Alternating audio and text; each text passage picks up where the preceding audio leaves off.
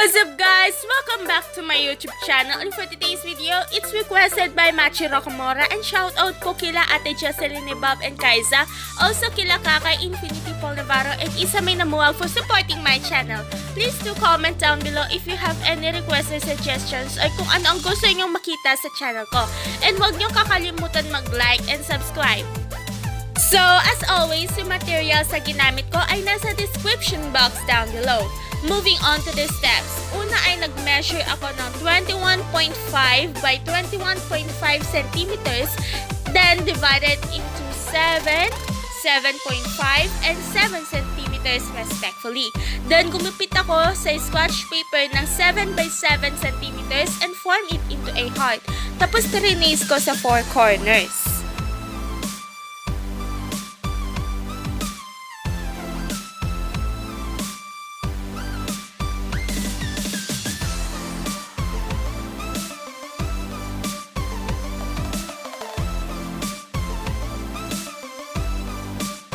Pagkatapos ninyong mag-trace ng heart, form a line sa gitna nito.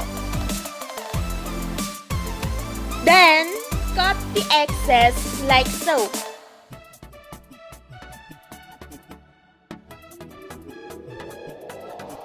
At kung wala kayong scoring board kagaya ko, I'm going to tell you some of my alternatives and techniques. So, una kong technique is using a ruler para ma-fold yung dapat i-fold.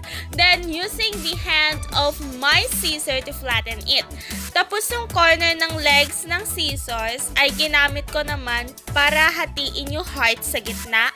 And be careful guys, kasi dangerous ito, baka masugatan kayo. Okay?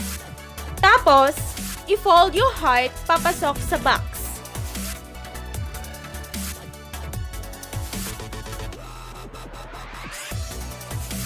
And now, I cut 4 pieces of 6x6 on a used paper and dinikit ko dun sa box. And because DIY naman ito, bahala na kayo kung ano ang gusto ninyong makita sa explosion box na gagawin ninyo.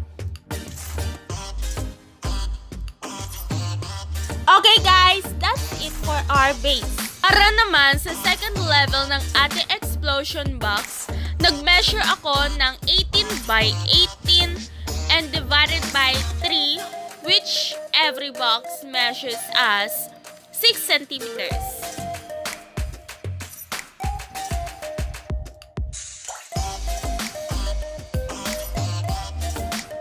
Then, na ginupit ko eksakto dun sa line, ginupit ko siya a little to the right.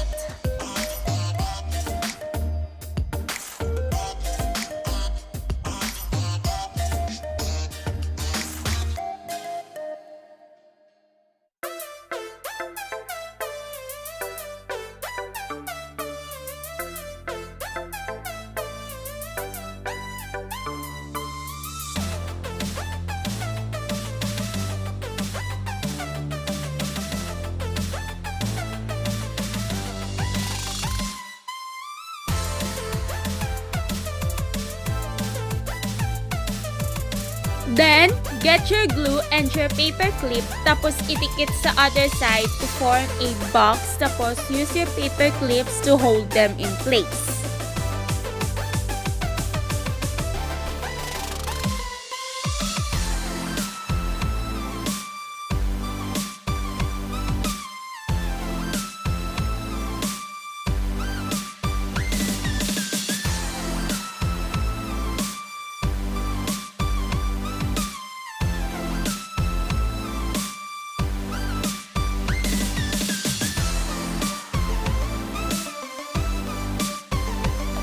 Habang pinapatuyo natin ito, gumawa na tayo ng second layer.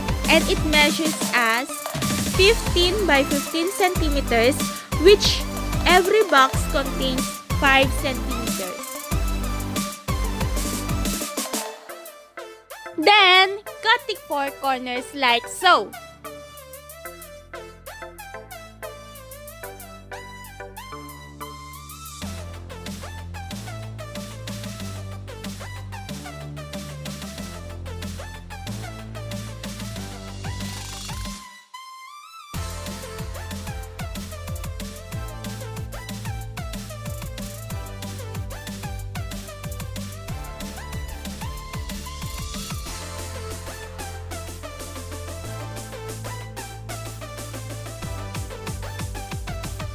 Then, measure 2 pieces of half an inch by 8 centimeters.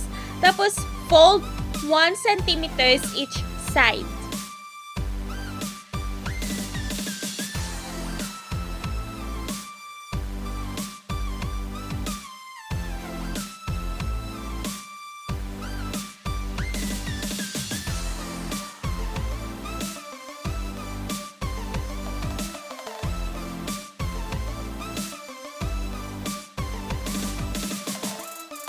Tapos, idikit nyo dun sa ilalim ng papel at balikan natin yung ginawa natin kanina.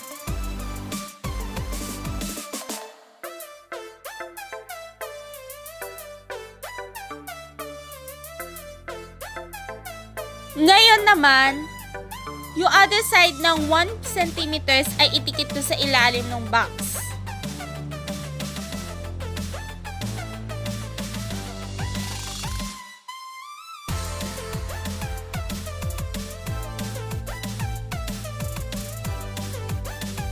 Ngayon, yung bottom part ng box na ginawa natin ay idikit dun sa base.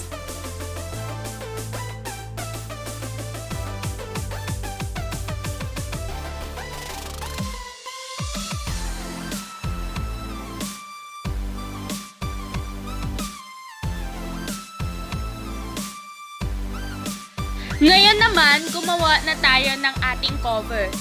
Measure and cut a 6 by 6 centimeters on a used folder, then glue it on your desired design paper.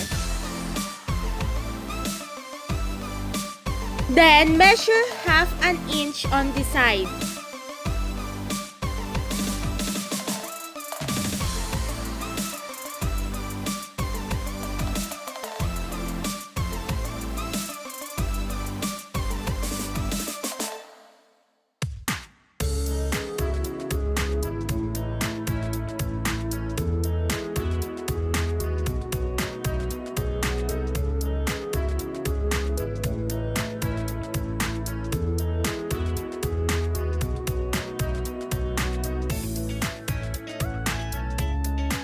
Ngayon naman, gumawa tayo ng isa pang cover which measures and cut a 7.5 by 7.5 on a used folder, then glue it on your desired design paper.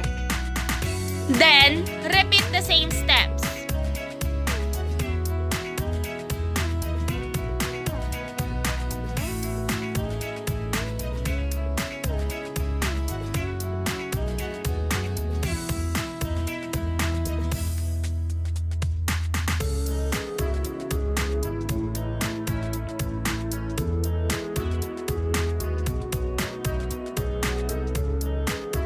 And now, I cut 4 pieces of 5 by 5 centimeters on a used paper and dinikit ko doon sa box.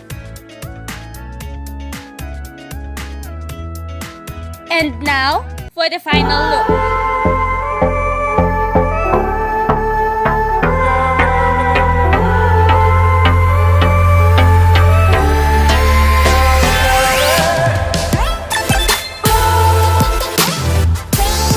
Thank you guys for watching. May God bless us all and see you on to my next video. Love you all.